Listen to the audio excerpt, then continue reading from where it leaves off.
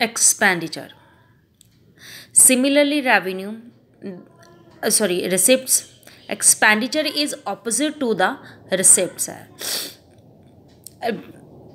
Expenditure क्या हो गया? Amount spent or liability incurred for acquiring asset, goods और services.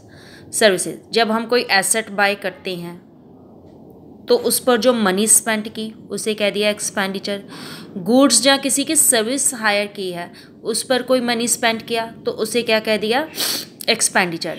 पहले हमने लास्ट वीडियो में क्या किया था कि इन तीनों को सेल कर जो अर्न करते हैं उसे कहते हैं रिसिप्ट्स. अब इन तीनों को जब हम परचेज करते हैं, अक्वायर करते हैं, तो मनी स्पेंड करते हैं तो उसे कहते हैं हम एक्सपेंडिचर.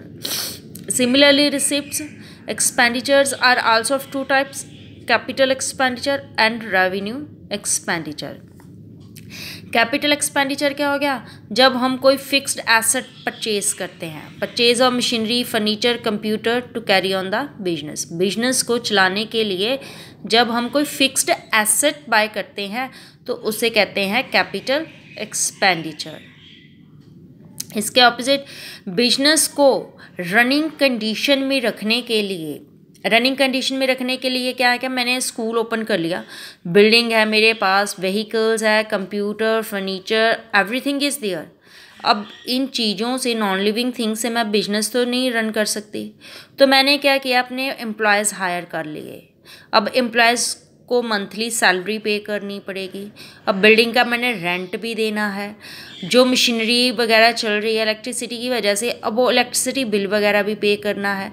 सिंपली एक बिल्डिंग खड़ी कर लेना, मशीनरी वगैरह रख देना काफ़ी तो नहीं होता. इन सबको रन करने के लिए जो कुछ भी हायर किया जाता है, लेबर हायर की जाती है या रेंट पे करते हैं, जो कुछ भी बिजनेस को रनिंग कंडीशन में रखने के लिए हम अमाउंट स्पेंड करते हैं, ये इसके कंपैरेटिवली स्मॉल होती, काफ़ी small amounts monthly regularly spend करते हैं, उसे कहते हैं रेवेन्यू एक्सपेंडिचर.